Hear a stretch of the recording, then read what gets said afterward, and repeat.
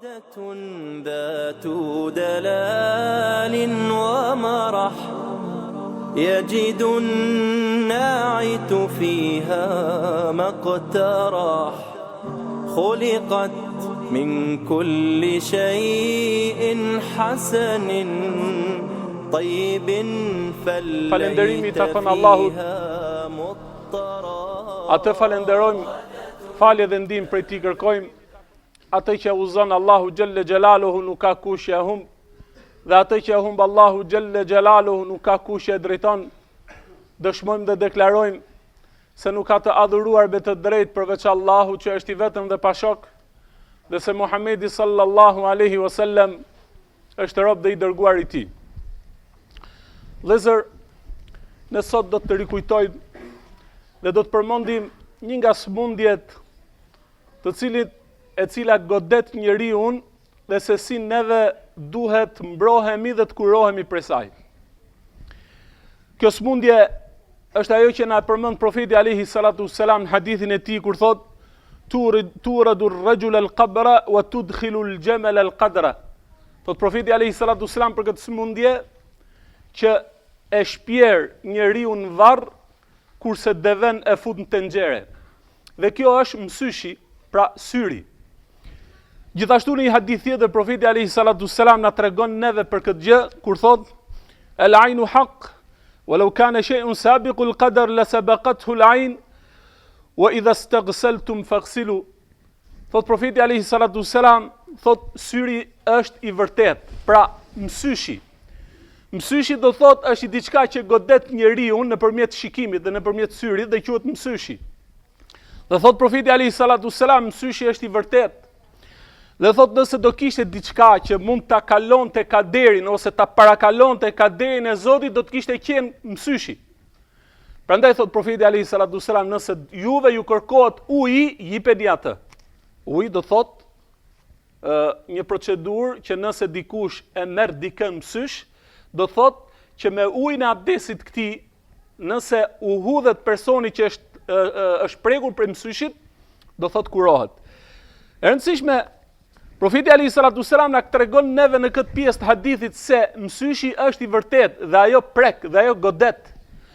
Gjithashtu, Zoti Gjelle Gjelalu na ka treguar në këtë gjë në Kur'an nëpërmjet Jakubit alayhi salatu wassalam, I cili I thot djemve të tij pasi ata do të shkoshin në Egjipt, dhe I thot ja bunayya ya bani la tadkhulu min babin wahid wadkhulu min abwabin mutafarriqa وما أغني عنكم من الله من شيء إن الحكم إلا لله عليه توكلت وعليه فليتوكل المتوكلون.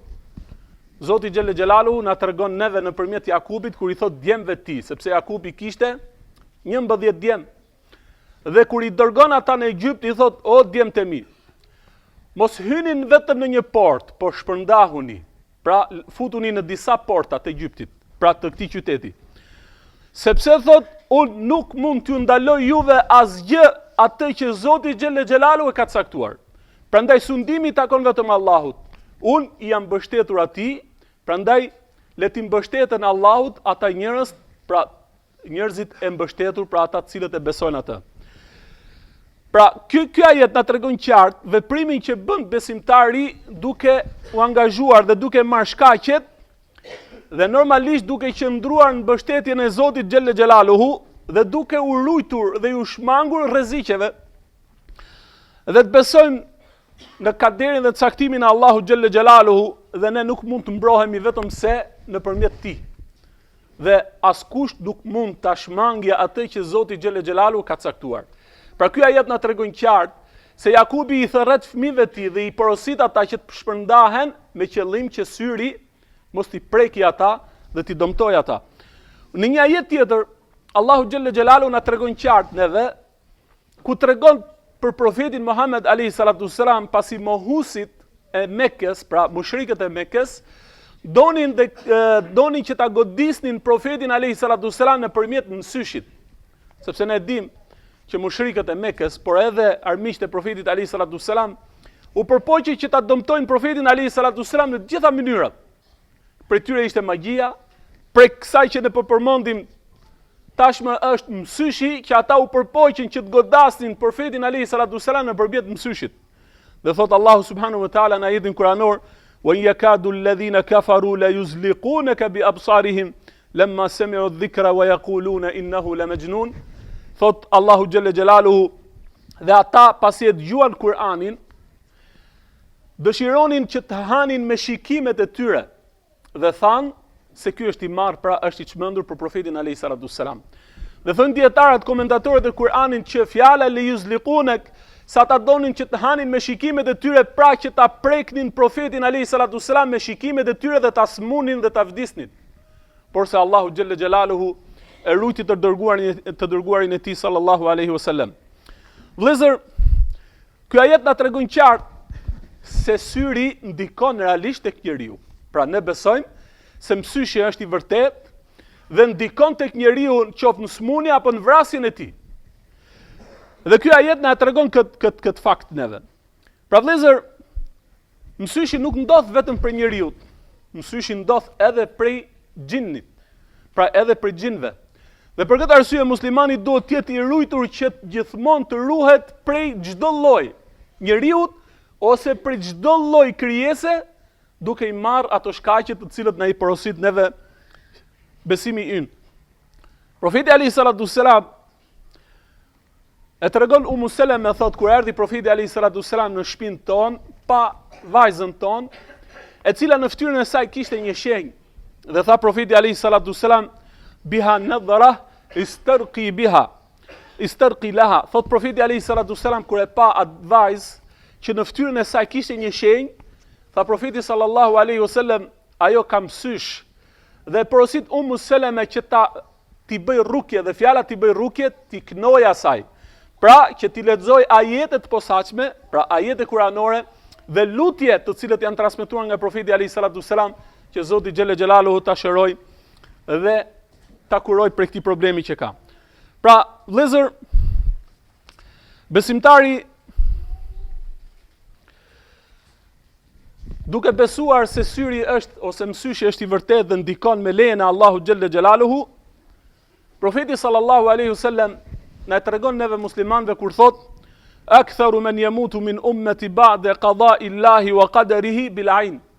Thot profeti alayhi salatu wasalam, shumica e ummetit tim vdes pas caktimit të Allahut dhe kaderit të tij për shkak të mësyshit. Profeti alayhi salatu wasalam thot në këtë hadith që shumica e ummetit tim vdes pas caktimit të Allahut dhe kaderit të tij për shkak të mësyshit. Pra që do të thotë se muslimani duhet të jetë i kujdesshëm dhe të ruhet prej kësaj sëmundjeje. Por ne duhet kemi parasysh që nuk duhet të jemi ekstrem, pra kuptimi i fjalës, nuk duhet të jemi prej atyre që nuk e besojnë këtë gjë, po edhe anasjelltas, nuk duhet të jemi prej atyre të cilët çdo gjë ose që abuzojnë me mësyshin dhe çdo dështim të vetes tyre janë vendosin mësyshit. Jo. Ibn Qayyim rahimahullahu taala na tregon neve në librin e tij Zadul Ma'ad kur thot se ka grup njerëzish të cilët dituria atyre është e pakët, qoftë nga ana fetare, po qoftë dhe nga ana e realitetit, dhe se thojnë se mësyshi është vetëm iluzion dhe nuk ka realitet në të, por se këta janë njerëz të cilët janë ignorant sa i përket mësimeve qiellore, pra shpalljeve të Zotit, po gjithashtu janë dhe ignorant me realitetin e njerëzve. Dhe thot Ibn Qayyim se këta njerëz nuk e njohin botën e shpirtit dhe të nefsit, cilësitë që kanë ato, po në të njëjtën kohë dhe veprimet dhe ndikimet që lën këta. Prandaj thot Ibn Qayyim rahimahullahu taala, njerëzit e mençëm më parë, pa marrë parasysh besimin që ato kanë patur, e kanë besuar mësyshin se ka qenë i vërtet. Gjithashtu, pala tjetër që është ose që abuzon me mësyshin, të cilët për shkak të mësyshit i vendosin vetes brenga dhe e pengojnë veten për shumë veprime dhe e justifikojnë dështimet e jetës tyre ose dështimet e veprimeve tyre duke e justifikuar nëpërmjet mësyshit. Kjo nuk është e vërtetë. Pra, ne mos abuzojmë me çështjen e mësyshit. Kurse pala e tretë që është pala e mesme, e cila beson se Mësyshi është i vërtet, kjo është transmetuar në fen ton, po në të njëjtën kohë dhe realitet ndodh. Gjithashtu as nuk abuzon në emër të mësyshit, porse i ruhet mësyshit me ato që ka ardhur dhe nëse goditet, kurohet prej mësyshit me ato gjëra të cilët janë të lejuara në besimin ton. Vëllezër,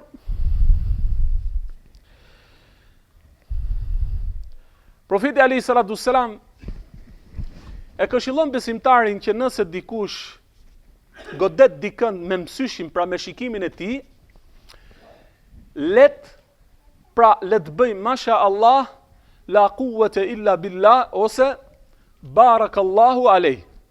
Kuptimi i fjalës, Allahu e bekoft dhe Allahu e i dhënë begati këtij njeriu.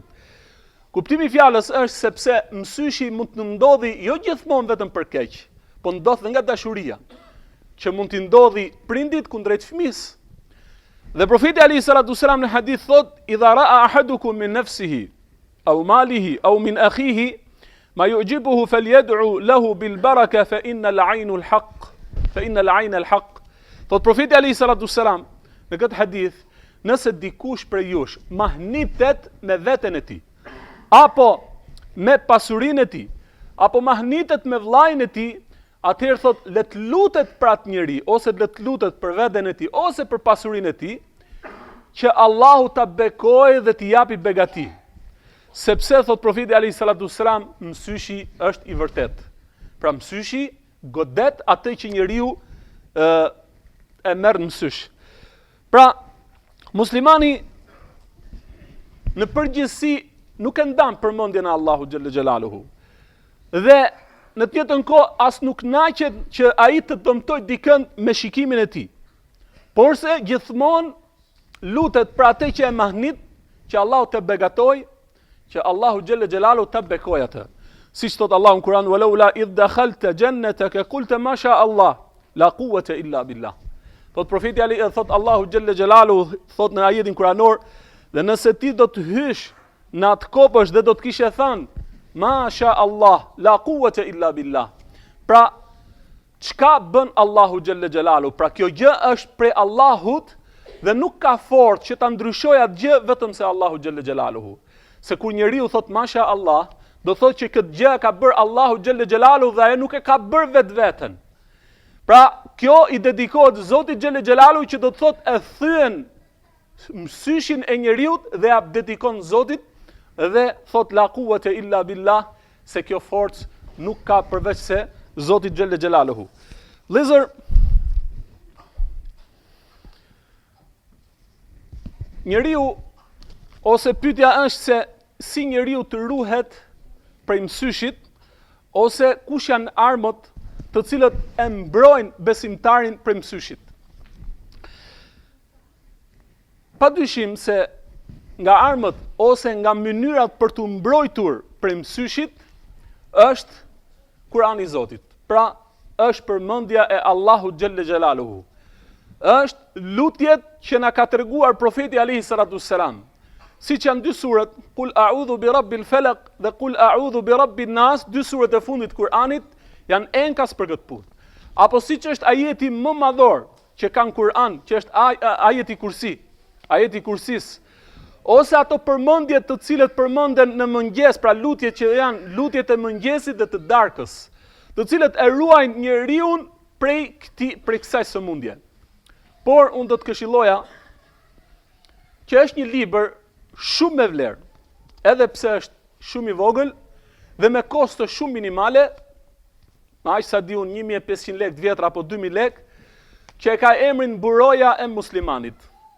Është një libër jashtëzakonisht i bukur dhe është shumë i dobishëm për secilin prej besimtarëve. Kjo Buroja e Muslimanit është që në të përmenden të gjitha lutjet që duhet i bëjë muslimani. Edhe nëse i aplikon dhe i praktikon këto lutje që përmenden në këtë libër, ai me lejen e Allahu xhalla xhelalu është i rujt. Pra unë e konsideroj këtë mbrojtje e muslimanit, më përpara pleqët tonë thoshin hajmalit. Kanë qenë ca hajmali, të cilët arabisht, por që mblidheshin me plasmase me dyll dhe vendosin ose në shtëpi apo i mbashin me vete në ato xhaketat e tyre. dhe njerëzit në atë kohë i thoshin këtyre hajmalive se kush e mban këtë hajmali e runte atë njeri. Dhe realisht ai që e mbante hajmaliu nuk e dinte se çfarë do të thotë, sepse ishte në gjuhën arabe dhe nuk e kuptonte dot. Kurse unë them se mburoja muslimanit është shumë herë dhe më i mirë se ato hajmalit që i mbashin në atë kohë, sepse e ke në arabisht, e ke dhe të përkthyme dhe e kupton se për ku duhet të thanë kjo lutje dhe ku nuk duhet të thanë.